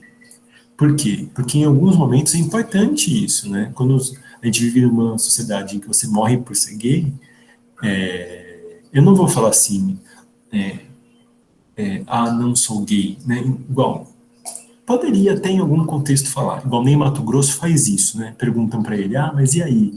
Aí o Ney Matogrosso fala assim, eu não gosto desse tipo de caixinha, coisas desse gênero, o discurso dele. E tem gente que cai matando. Eu entendo por que caem matando, né? Porque, nossa, Ney, você é uma figura pública, você poderia, né, ajudar a luta, digamos assim. Mas eu entendo a parte dele também, que ele é um artista, ele não é um ativista LGBT, né? E o objetivo dele, né, na vivência dele, ele não vive nessas caixinhas que o discurso do dispositivo da sexualidade criou para dizer, né? Então, ele está querendo mostrar outras possibilidades poéticas de existência, e isso eu acho legal, né? E que não precisa ser colocado nesses nomes, né? Que, por exemplo, dois gays são muito diferentes entre si. Eu sempre lembro amigas, por exemplo, que quando eu era mais novo, né, descobriam que eu era gay, que tinha um outro amigo gay, e que falavam assim, nossa, vocês precisam se conhecer, sabe? Como se o fato de duas pessoas serem gays, elas não necessariamente gostariam uma da outra, né? Não, elas podem ser completamente diferentes, às vezes elas não têm nada a ver, né? E por que eu vou me apegar como traço identitário essa questão específica, né? Eu, por exemplo, não ficava me apegando a isso. Eu me apego mais a isso aqui agora no norte de Minas, porque essa é uma categoria em que aqui ela está tão enfraquecida que eu acho importante me doar para essa categoria. Mas não é uma categoria que eu acredito. Eu não deito na minha cama e penso assim, eu sou gay. Eu não penso isso, entende? Assim, porque não é uma categoria que eu acho que se eu tivesse num mundo mais justo, eu gostaria de continuar mantendo.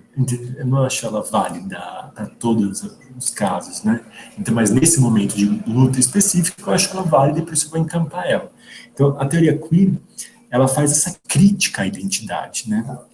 E não destruição da identidade. Você achou esse trecho? Inscrições corporais, subversões performativas? Isso. Estava querendo te perguntar exatamente isso, estava só esperando terminar o raciocínio. Inscrições corporais, né? Subversões performativas. Acho que a Mariana falou qual que é a página aqui, deixa eu ver. 92, será?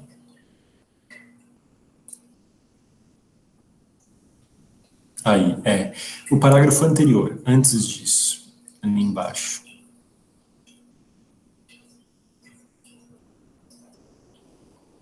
diz assim: a estratégia mais insidiosa e eficaz, ao que parece, é a completa apropriação e deslocamento das próprias categorias de identidade, não meramente para contestar o sexo, mas para articular a convergência de múltiplos discursos sexuais para o lugar da identidade, a fim de problematizar permanentemente essa categoria, sob qualquer de suas formas.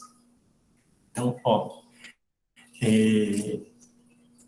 a ideia em relação a qualquer traço identitário, por essa linha de pensamento pós-estruturalista, mesmo quando não for exatamente teoria queer, mas estiver nessa linha de pensamento que inclui Foucault, Derrida,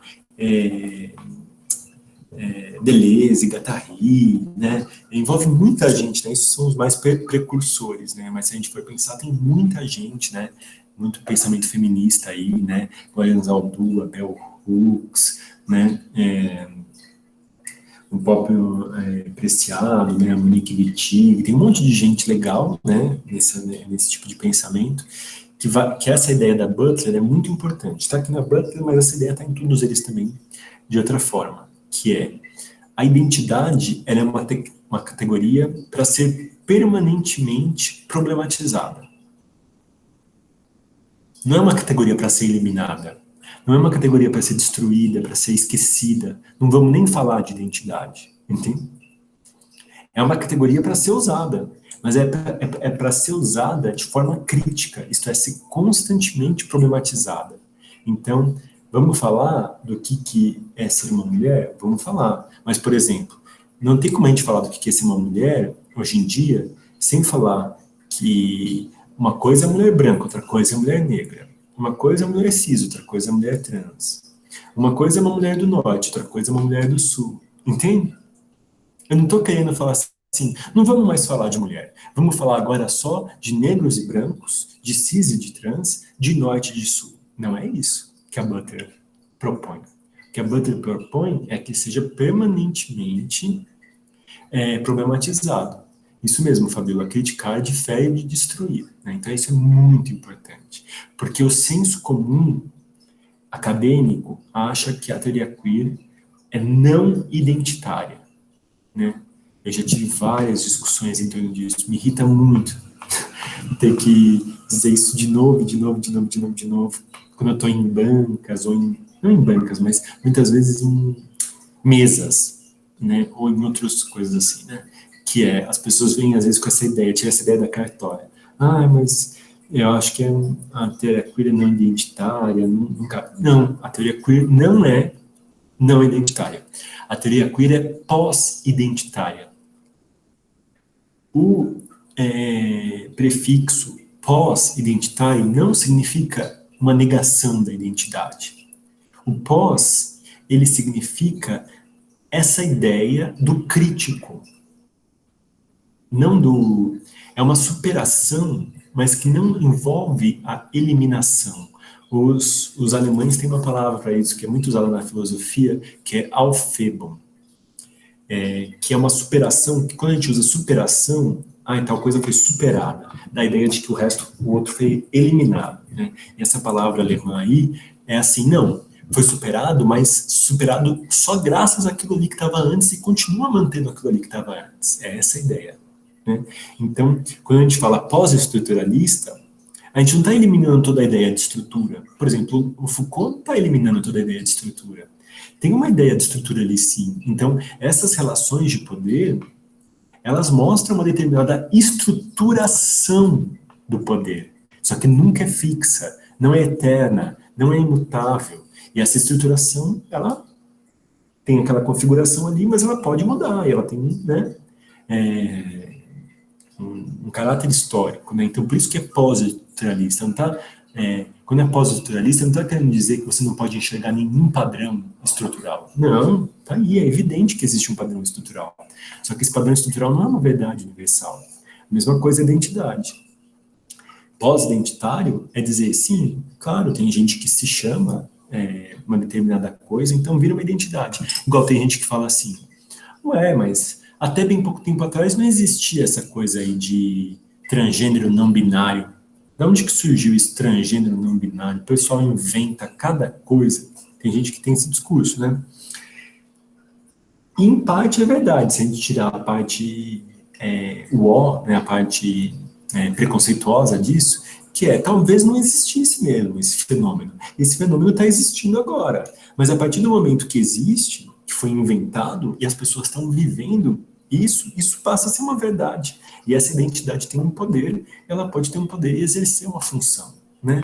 Então, quanto mais pessoas começarem a falar que são transgêneras não binárias, mais transgênero não binária, essa categoria vai ser uma categoria relevante para a gente analisar determinadas configurações das relações sociais. Um outro momento que eu quero achar aqui, não sei como que a gente vai fazer para achar. É só mais um trecho que eu quero ler, talvez a gente passe só um pouquinho da nossa hora marcada. Aqui no meu, está na página 242. Ah, é fácil. É um pouquinho antes do final, antes da conclusão. Que no meu chama Conclusão da Paródia à Política.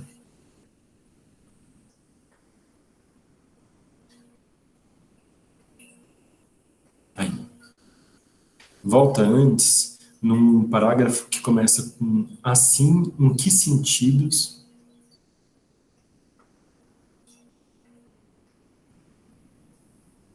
Aí, perfeito. Vou ler aqui. Assim, em que sentidos o gênero é um ato? Como em outros dramas sociais rituais, a ação do gênero requer uma performance repetida.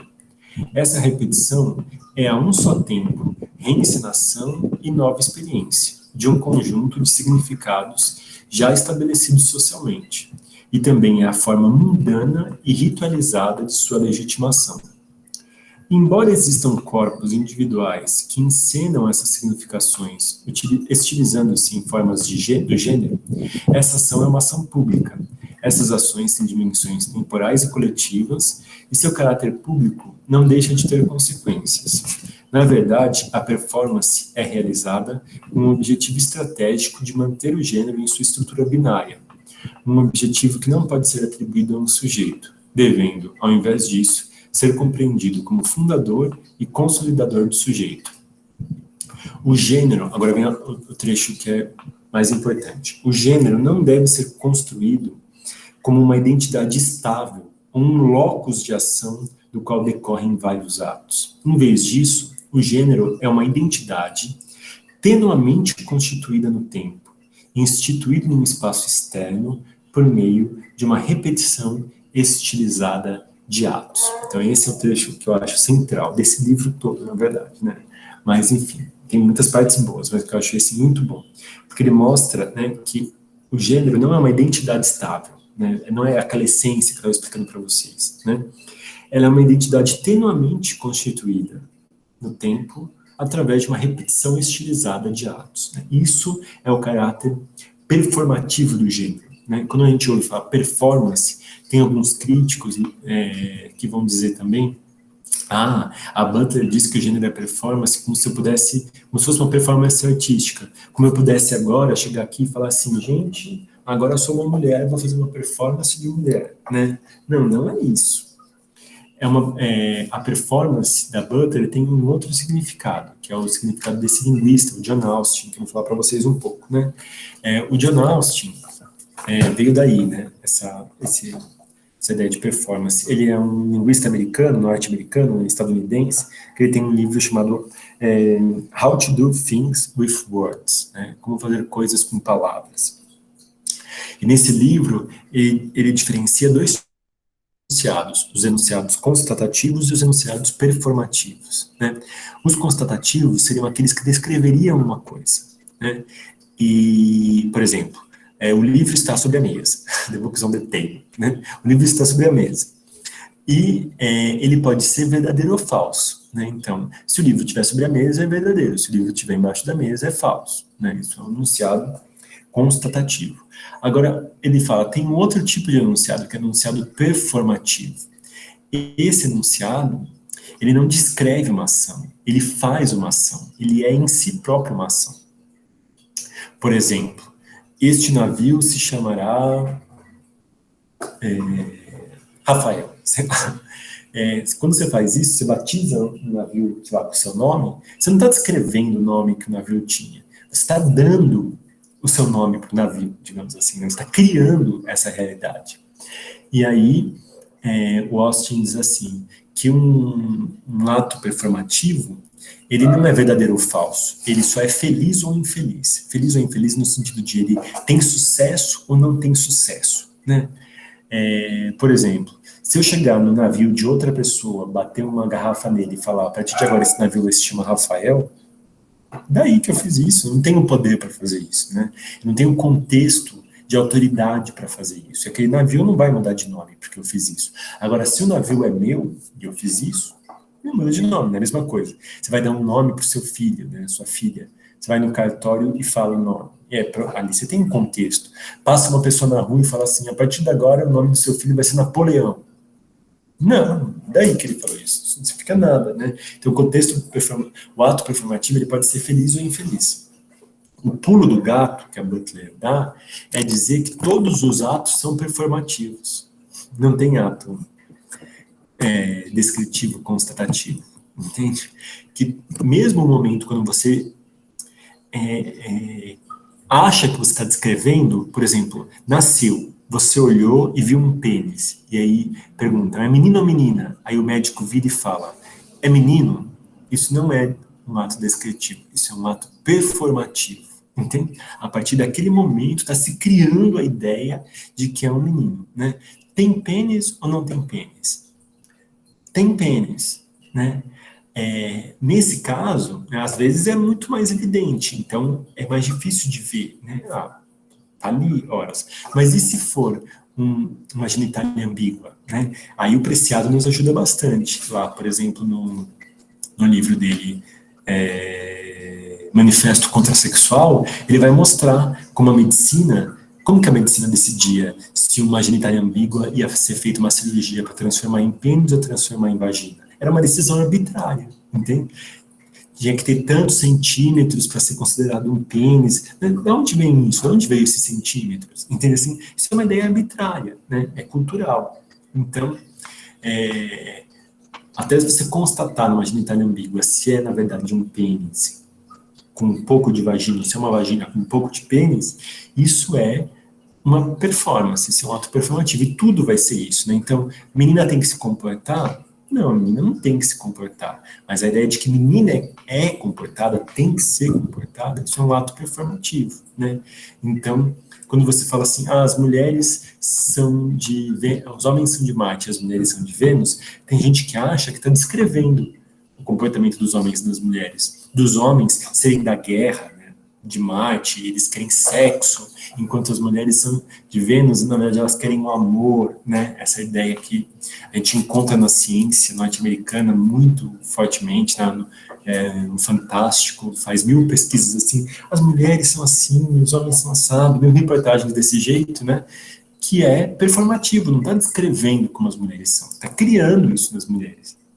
Está criando, né, de tanto a mulher ser criada, todo o seu corpo é criado para que o sexo não seja uma coisa dela poder utilizar como uma fonte de prazer, é uma moeda de troca, né, para ela arranjar um bom marido, então ela tem que se preservar, ela não pode ficar com todo mundo. Por quê? Porque ninguém quer uma mulher rodada, né? Então o sexo para a mulher é uma moeda de troca, né? Enquanto o homem não, pode ficar com quantas quiser, porque o homem tem que fazer isso mesmo, e quanto mais ficar melhor, é garanhão, né? Então é toda uma cultura construída para que a mulher tenha uma determinada relação com o sexo e com o amor, e que o homem tenha uma outra determinada relação com o sexo e com o amor. Isso tudo vem junto com a orientação sexual, com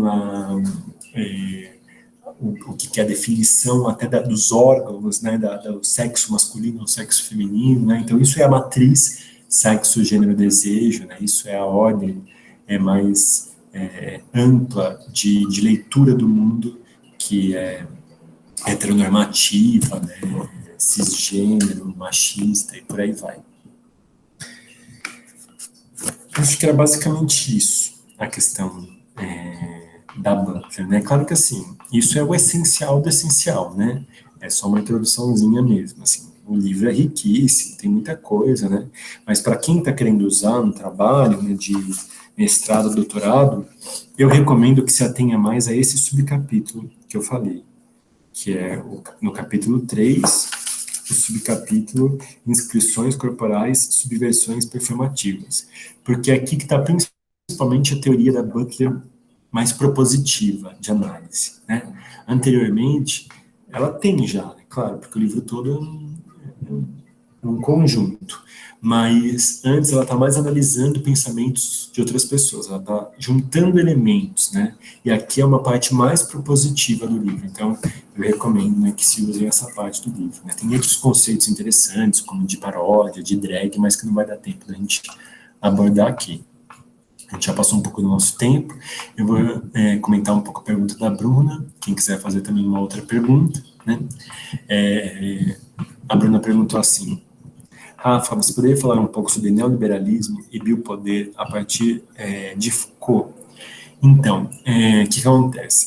O neoliberalismo, ele ganha força, né, principalmente a partir da Segunda Guerra Mundial, em que a gente encontra uma certa falência do liberalismo, né, tradicional, que envolvia uma certa ideia de patriotismo, né? Então, até as próprias guerras, né, Primeira Guerra Mundial e Segunda Guerra Mundial, havia um pensamento liberal, e o pensamento liberal, ele é protecionista das fronteiras nacionais, da indústria nacional, né? Então ele é baseado numa ideia de competitividade, né? Então a ideia básica do liberalismo é essa, de que a competitividade vai fazer com que os produtos fiquem melhores, né? De que a livre concorrência vai aumentar, vai diminuir os preços, vai aumentar a qualidade dos produtos, né? E vai aumentar a liberdade do consumidor, né? E a liberdade do trabalhador de poder escolher em que fábrica ele vai trabalhar, porque os chefes vão estar concorrendo entre si até pelos melhores trabalhadores, né? Essa é a ideia, a ideologia liberal, né? E aquilo, ela teve um momento em que era mais fácil, talvez, acreditar nisso, nesse momento específico da história em que as nações europeias e os Estados Unidos tinham acumulado uma grande riqueza a partir da exploração, né, tanto da Europa, dos países, né, colonizados, né, ou da questão do neoimperialismo, né, os Estados Unidos com seu imperialismo local, né, e mesmo a questão, né, interna do norte dos Estados Unidos sobre o sul e a exploração dos negros como escravos, enfim, era todo um mundo de exploração, tinha um monte de gente explorada para que algumas pessoinhas numa parte do mundo pudessem acreditar no liberalismo, nas ideias liberais, de que a livre concorrência melhora. Talvez melhore mesmo, para aquelas poucas pessoas num lugar muito específico, enquanto várias outras estão sendo dominadas e exploradas, talvez, de fato, em alguns contextos específicos, eu acho que a competição realmente melhora, né? Em alguns momentos dá para acreditar, né? Mas é bem nesses momentos específicos. Só que com a Segunda Guerra Mundial, ficou claro a falência desse modelo, né? Porque os países estavam nessa concorrência entre si, né? Parte das guerras veio por causa dessa concorrência, dessa ideia da concorrência liberal.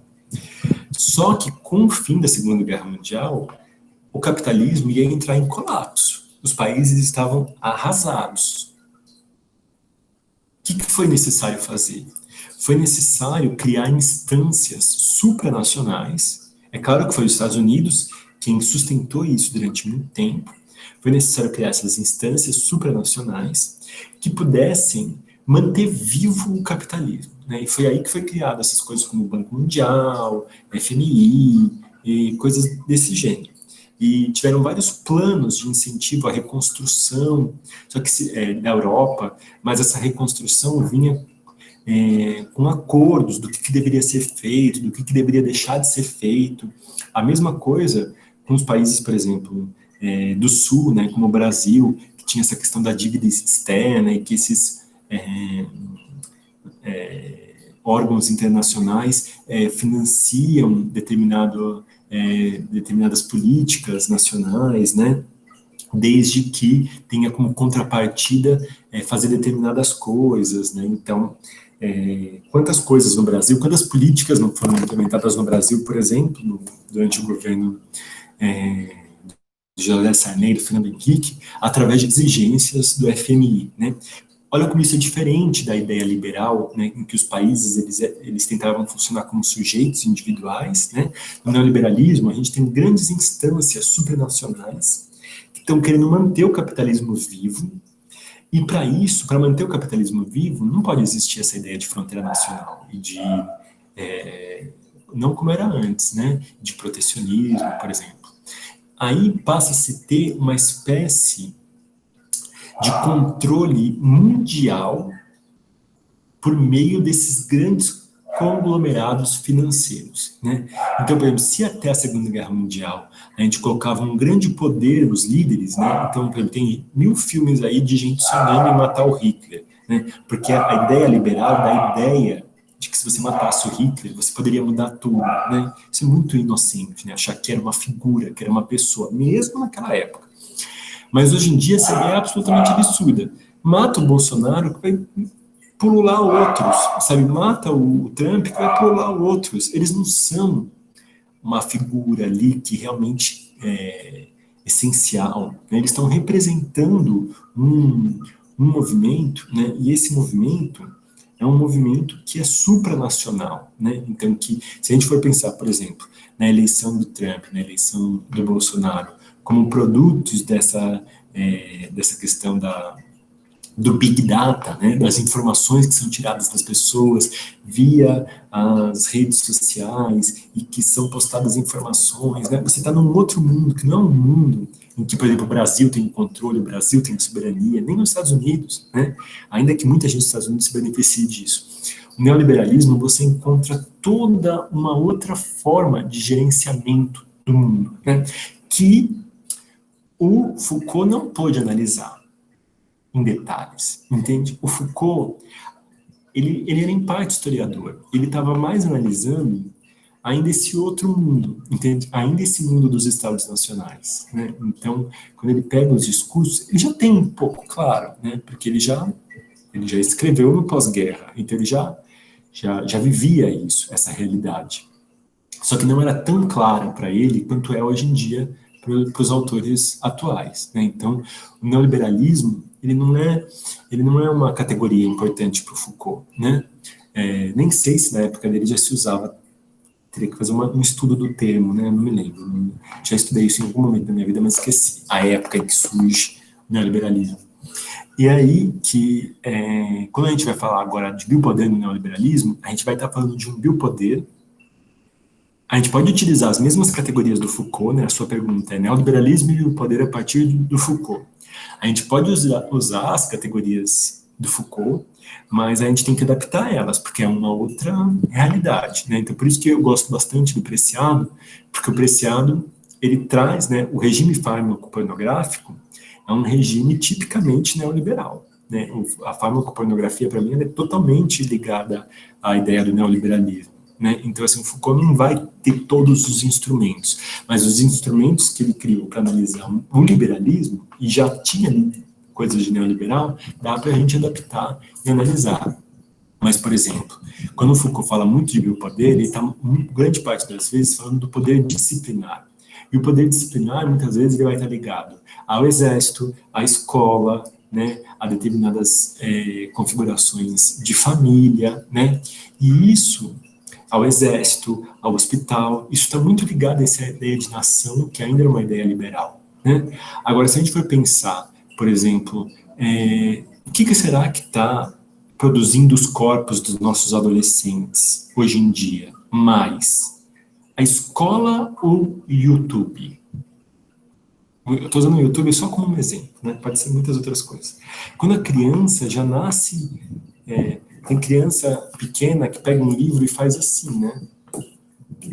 Porque o corpo dela já foi criado para passar páginas dessa forma, né? Ela acha até estranho, né? Aí a gente não está, por exemplo, você pensa numa política nacional de educação? Qual que é o poder que essa política nacional tem frente à educação que está sendo feita pelas redes sociais, que são gerenciadas por grandes conglomerados internacionais, né? E é por isso que o Preciado vai falar da farmacopornografia, porque o grande exemplo máximo disso vai ser a pornografia ilegal. Mas todo o resto funciona, é como se a pornografia ilegal fosse o grande laboratório para aquilo que é o Facebook, para aquilo que é o WhatsApp, né? Então, como teria ganho, como que o Trump e o Bolsonaro teriam ganho as eleições se não fosse o Facebook e o WhatsApp, entende? Isso não é do campo do regime disciplinar, isso está num outro regime de funcionamento. Enfim, fiz uma resposta super longa, mas não sei se ajudou. Aí.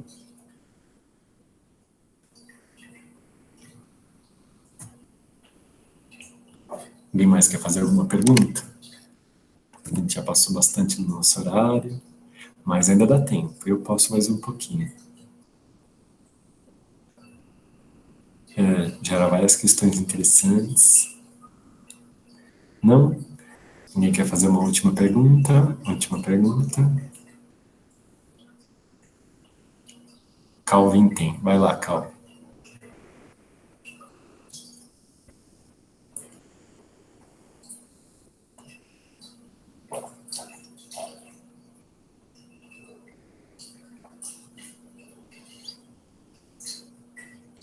Vamos esperar que ele está digitando. A questão do poder para Foucault é uma questão política? Eu acho que assim, o poder para Foucault, ela é uma categoria, se a gente for pensar do ponto de vista da epistemologia, ela é uma categoria superior à política, no seguinte sentido, de que ela é maior. A política é uma questão de poder, e não o poder é uma questão de política, né? Então, assim, tem muitas coisas que não são políticas e são poder, né? Na verdade, a partir da teoria do Foucault, é difícil você não tentar enxergar poder em tudo, né? É claro que tem coisas que não vão ter poder, né? Mas você pode encontrar as relações de poder permeando todas as relações, né? Então, vamos supor, quando você faz um amigo na nossa sociedade, as pessoas não dizem assim, mas aquela pessoa só é amiga da outra por interesse. Tem vezes que isso é muito claro, o interesse. Mas quem não é amigo por algum interesse? Entende? Assim, se você for analisar, sempre há um interesse nem que seja um interesse de carência afetiva, sei lá, né? Mas tem relações de poder ali, de dependência, de chantagens, né? E não necessariamente isso é uma mácula, né? Porque tem gente que acha assim, que a partir do momento que você pôs o poder, o negócio já não vale mais nada. Não, a ideia do Foucault é que tudo tem poder. Não vamos fingir que não tem, porque tem, né? Então, assim, qualquer relação amorosa é uma relação de poder, entende? As duas pessoas estão o tempo todo, né? Por exemplo, eu mesmo às vezes penso assim, eu até queria fazer tal coisa, mas se eu fizer tal coisa e pedir para o meu marido fazer tal coisa comigo, depois eu vou ter que fazer aquela outra coisa que ele vai querer, entende? Porque é uma negociação, tá tudo assim, sabe? Ou então, com amigos, né? Eu até queria pedir um favor para esse tal meu amigo aqui, mas se eu pedir esse favor, depois eu vou ser obrigado a fazer esse favor também, né? Esse tipo de raciocínio, é claro que não é o que manda em todas as nossas relações. Quando tem alguém que faz isso, aí a gente fala, essa pessoa é interesseira, só se aproxima dos outros por interesse. Mas não dá para você dizer que todas as relações não estão permeadas por interesse, né? E esses interesses são relações de poder, né? Agora, a política é uma forma específica de manifestação dessas relações de poder, né? Que vai ser justamente esse momento em que a gente vai ter uma especialização do que é a condução do que é público, né? Então, a partir do momento que você passa a ter uma separação entre público e privado, e há uma especialização da condução da coisa pública, né? Eu estou dando assim uma definição muito, muito ampla e livre do que é política, né? Aí a gente vai estar tratando de uma política, né? E aí é claro que a gente já está, tipo, com os dois pés enfincados nas relações de poder, né? Mas um bebê, para o Foucault, por exemplo, um bebê pode estar produzindo uma relação de poder com a mãe, sabe? Até na birra é uma manifestação da relação de poder, né? O olhar é uma manifestação da relação de poder. Era nesse sentido? A sua pergunta era em outro sentido e eu respondi para outro lado. Legal. Então é isso, pessoal. Eu vou encerrar por aqui, porque a gente já passou bastante do nosso tempo, tá bom? E quero agradecer, em especial o Marcelo, que esteve aí nos assessorando, né? O professor Marcelo Brito, durante todos esses nossos encontros, né? Criando a sala, fazendo todo o trabalho aí de suporte, né? Muito obrigado, Marcelo. Quero agradecer a todas e todos vocês que estavam aqui com a gente, né, acompanhando, assistindo ou aqui, ou depois assistindo lá no vídeo. Agradecer todo mundo que está assistindo no vídeo, né, porque é uma oportunidade muito legal da gente tentar tirar alguma coisa boa dessa pandemia, né, que assim trouxe muitas coisas ruins, a gente ainda está enfrentando, né, ainda está longe de parar de enfrentar, mas eu acho que também algumas coisas a gente conseguiu se mobilizar, né, e eu acho que a gente conseguir manter esse curso e até disponibilizar ele no YouTube para outras pessoas que talvez não conseguissem fazer pessoalmente, vão conseguir assistir, né, foi um ganho e vocês estão aí de parabéns por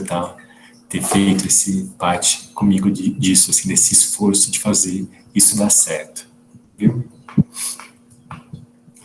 Então é isso, muito obrigado, pessoal, até a próxima, eu vou mantendo vocês informados nos próximos minicursos, tá bom?